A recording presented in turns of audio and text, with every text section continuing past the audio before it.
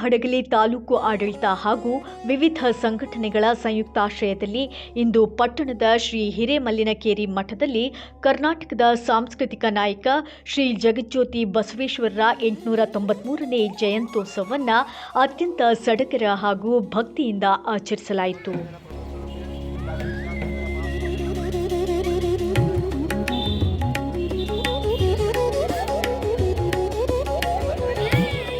ಕಾರ್ಯಕ್ರಮವನ್ನು ಉದ್ಘಾಟಿಸಿ ಮಾತನಾಡಿದ ಶಾಸಕ ಶ್ರೀ ಕೃಷ್ಣ ನಾಯಕ್, 12ನೇ ಶತಮಾನದಲ್ಲೇ ಪಾರ್ಲಿಮೆಂಟ್ ಮಾದರಿಯಲ್ಲಿ ಕಲ್ಯಾಣ ಮಂಟಪದಲ್ಲಿ ಅನುಭವ ಮಂಟಪವನ್ನು ಸ್ಥಾಪಿಸಿ ಎಲ್ಲ ವರ್ಗದ ಜನರನ್ನು ಒಂದೆಡೆ ಸೇರಿಸಿದ ಕೀರ್ತಿ ಬಸವಣ್ಣನವರಿಗೆ ಸಲ್ಲುತ್ತದೆ.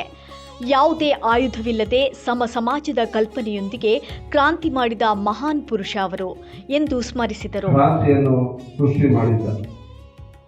12ನೇ ಶತಮಾನದಲ್ಲಿ ಕ್ರಾಂತಿಯನ್ನೇ ಸೃಷ್ಟಿ ಮಾಡಿದ ಪರಮಾತ್ಮ ಅಂತ ಕೂಡ ಕರೀಬಹುದು. ನಾವು ಬಸವಣ್ಣನವರು ಯಾವುದೇ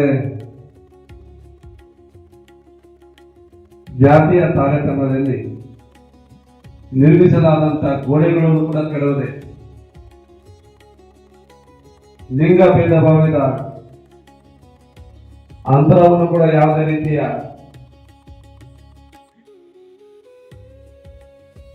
ಕೆಡವಲಾರದೆ ಕೇವಲ ವಚನಗಳು ಮತ್ತು ಪದಗಳಿಂದ ಕ್ರಾಂತಿ ಸೃಷ್ಟಿ ಮಾಡಿ ಜಗತ್ತಿನಲ್ಲಿ ಸಮಾನತೆ ಎಲ್ಲ ಒಂದೇ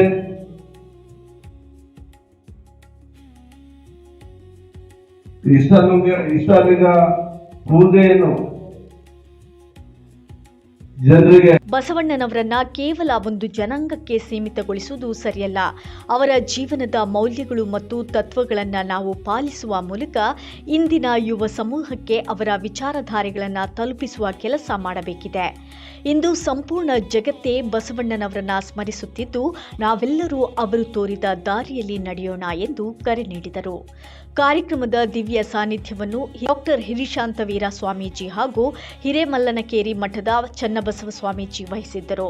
ವೇದಿಕೆಯ ಮೇಲೆ ಶ್ರೀರಾಮ ದೇವಸ್ಥಾನದ ಧರ್ಮದರ್ಶಿ ಡಾಕ್ಟರ್ ರಾಕೇಶಯ್ಯ ರಾಮಸ್ವಾಮಿ, ತಹಶೀಲ್ದಾರ್ ಕೆಎಂ ಗುರುಬಸವರಾಜ, ಪ್ರಮುಖರಾದ ಡಾಕ್ಟರ್ ಬಸವರಾಜ ಟಿಎಚ್ ಸೇರಿದಂತೆ ಸಮಾಜದ ಮುಖಂಡರು ಹಾಗೂ ತಾಲೂಕು ಮಟ್ಟದ ಅಧಿಕಾರಿಗಳು ಉಪಸ್ಥಿತರಿದ್ದರು. ನಿಖರ ಸುದ್ದಿಗಾಗಿ ನೋಡ್ತಾ ಇರಿ ವಾಯ್ಸ್ ಆಫ್ ವಿಜಯನಗರ.